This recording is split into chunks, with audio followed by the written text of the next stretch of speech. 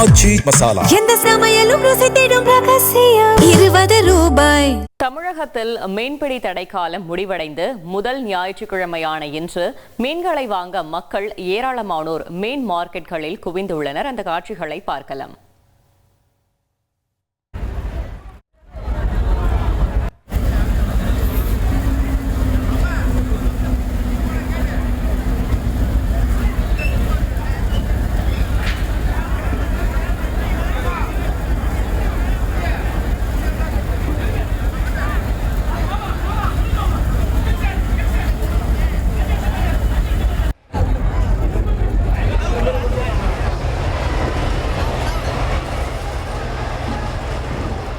இது குறித்த கூடுதல் தகவலை செய்தியாளர் தேவநாதன் வழங்கிட கேட்கலாம். தேவநாதன், வணக்கம். மீன்பிடி தடைக்காலம் முடிந்து முதல் ஞாயிறு என்பதால் பொதுமக்கள் எவ்வளவு ஆர்வம் காட்டி வருகிறார்கள் மீன் வாங்குவதில்? வியாபாரிகள் என்ன தெரிவிக்கிறார்கள்?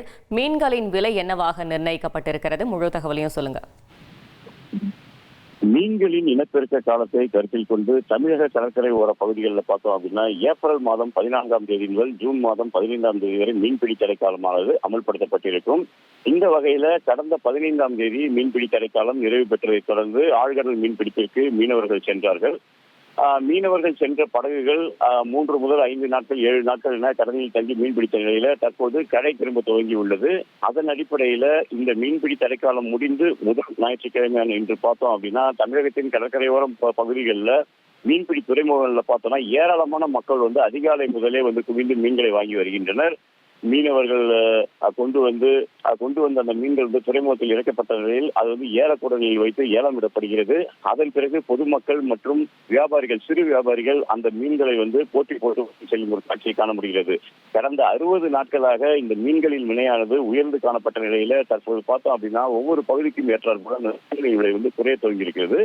மீன்கள், அதாவது இந்த மீன்பிடி தடைக்காலம் முடிந்து கடலுக்கு சென்ற மீனவர்களுக்கு அவர்கள் எதிர்பார்த்த அளவிற்கு மீன்கள் கிடைக்கவில்லை என்பது ஒரு குற்றச்சாட்டாக உள்ளது. மீன்கள் குறைந்த அளவு வரத்து இருக்கிறதால பார்த்தோம் அப்படின்னா வழக்கமாக கணிசமாக அந்த விலை குறைப்பு இருக்கும். ஆனா இந்த முறை ஓரளவுக்கே அந்த விலை குறைந்து காணப்படுகிறது. அதாவது கடந்த வாரத்தை ஒப்பிட்டு பார்க்கும்போது மீன்களின் விலையானது ஓரளவுக்கு மட்டுமே குறைந்து காணப்படுகிறது. மீன்களுடைய வரத்து தொடர்ந்து அதிகரித்தால் அடுத்த வாரம் இது மேலும் குறையக்கூடும் என்று மீனவர்கள் தரப்பில் தெரிவிக்கப்பட்டிருக்கிறது. 60 நாட்களுக்கு பிறகு தற்போது மீண்டும் தமிழக கடற்கரை ஓர பகுதிகளில் பார்த்தோம் அப்படின்னா மீன்பிடி துறைமுகங்கள் பொதுமக்கள் மற்றும் வியாபாரிகள் வருகையால் களை கட்ட துவங்கியுள்ளது. தகவல்களுக்கு நன்றி தேவநாதன். ஆச்சி மசாலா. எந்த சமையலும் ருசி தேடும் ரகசியம். 20 ரூபாய்.